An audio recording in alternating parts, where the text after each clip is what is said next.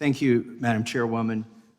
Instead of asking one witness 5 questions, I'm going to ask all 5 witnesses the same question.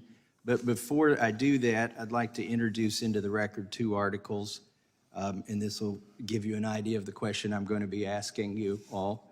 The first article appeared in The Atlantic, and it's by Elder G. Yusuf Qualls, retired pastor and criminal justice advocate. The article is titled, "Kyle Rittenhouse Deserves the Kind of Mercy My Son Did Not Receive." It appeared in The Atlantic. The second article is by Massie Mistrit. She's the CEO of the national advocacy organization called the Campaign for Youth Justice. This appeared in LA Progressive, and the title of this article is, "Not Even Kyle Rittenhouse Should Be Tried as an Adult." So I ask unanimous consent to introduce these 2 articles into the record. Without objection, so ordered. Thank you, Madam Chairwoman. So that should give you an idea what my question is going to be. No surprises or gotchas here. I know you're not going to be jurists and you won't be judges, and you can't possibly know all of the circumstances of this situation. But what we do know is Kyle Rittenhouse was 17, and he's been accused of felonies, and he's being tried as an adult in Wisconsin. I'll start with you, Mr. Peterson. Please be brief. I want to give everybody a chance to answer the question. Should Kyle Rittenhouse be tried as an adult? No, I don't believe so. Thank you very much. Mrs. Levick. I support that. I think that the science has taught us what we need to know about children. Kids are different, and we should treat them differently. Thank you, Mrs. Levick. Let's see, Mr.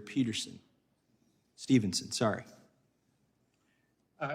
No, I agree with the panelists, but I will note that there's a 14-year-old named Omar Ninham in Wisconsin who has been tried as an adult and sentenced to life without parole. And what I want to do for Kyle Rittenhouse, I want to do for the hundreds of other children in Wisconsin. Understood. And then finally, I want to ask Aaron to leave what your opinion is, Aaron.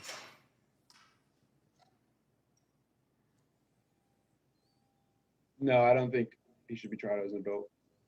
And then Ms. Vaughn, should Kyle Rittenhouse be tried as an adult? I don't know. I don't have an opinion on that. I do know that the border crisis and other problems with our immigration system are making it much more difficult to resolve this pipeline problem into the juvenile justice system. And I think that is an appropriate thing for Congress to be focusing on right now during this crisis. Well, I thank you all for answering the question to the best of your ability. And I'll give you my opinion. I think but let me condition it. You all were nice enough to give a short answer, and I'll give the longer answer myself. I think it should be left up to the states. In Wisconsin, fortunately, Mr. Tiffany isn't here, and I'm talking about Wisconsin, but in Wisconsin, 17-year-olds are regularly tried as adults, but I do believe it should be left up to the states. I believe he acted in self-defense. That's just an opinion. I'm not a jurist or a judge. But if he's going to be tried, I think he should be tried as a juvenile. He was 17. He should not be tried as an adult. I agree with the 4 witnesses here who gave me a straight answer. I thank you for doing that. He shouldn't be tried as an adult. And adding to the absurdity of this case, he's also being tried for a misdemeanor crime of being a minor in possession of a firearm. So he's being tried for a crime that only applies to minors while simultaneously being tried as an adult. The only thing that would be more ridiculous if they tried him for the crime of being a minor in possession of a firearm as an adult. But that's almost how ridiculous this case is. So I thank you all for not having a double standard. I thank you all for standing up for the rights of all juveniles.